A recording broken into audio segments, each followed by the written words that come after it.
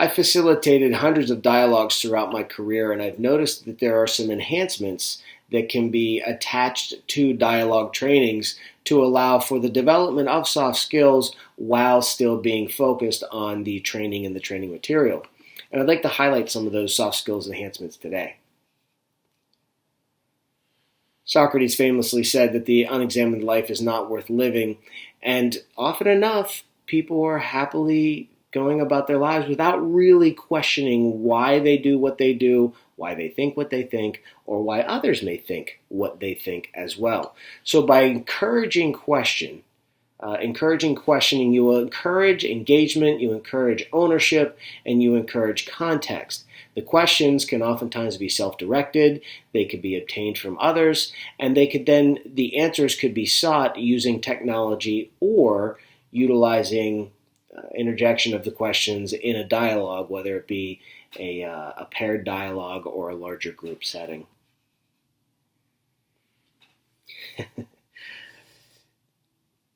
We've all been there. The dialogue or the conversation where there's the over-talker, and then there's more of the quiet fly-on-the-wall participant that hardly ever contributes.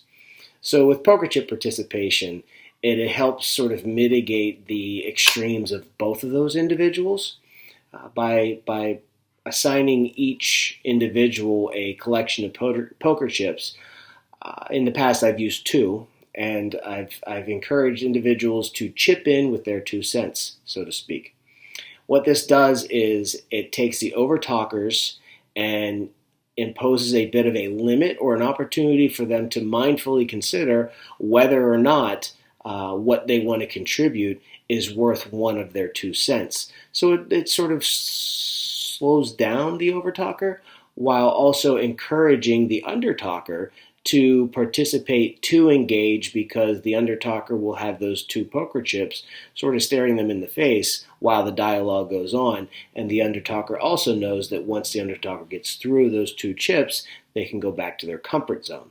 So it sort of forces both extremes outside of their comfort zones. Pen and paper is classic. It's still here, and we still use it. And there is a neurobiologic and physiologic capacity to taking notes during dialogue. A couple things happen. Number one, it limits the interruptions to the dialogue because the participant can write down their note, can write down their question without just interjecting into the conversation and really disrupting the flow of the dialogue.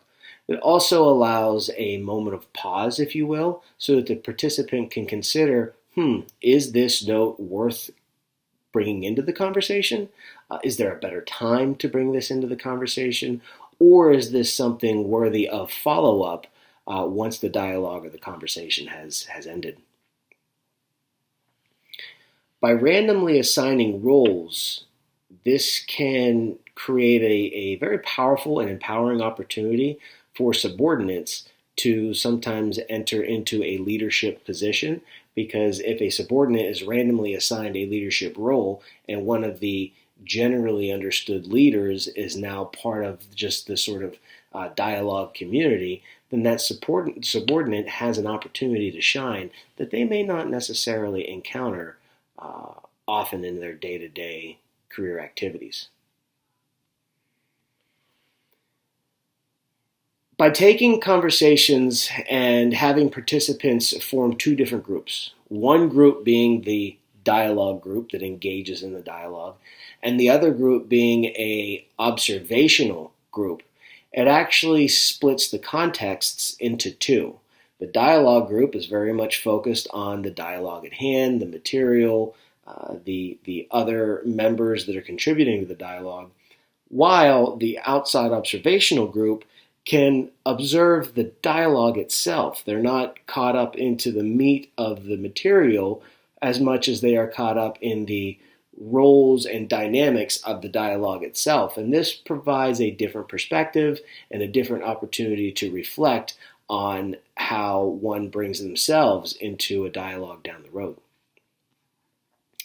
And then lastly, with anything, an application and reflection follow-up really allows for the participant to think back on their participation, on the material at hand, and how that effort can be applied in their day-to-day activity. And it is really this follow-up that also can provide data points to the facilitators because they can see whether or not their intended objectives actually landed or if something went awry in the process.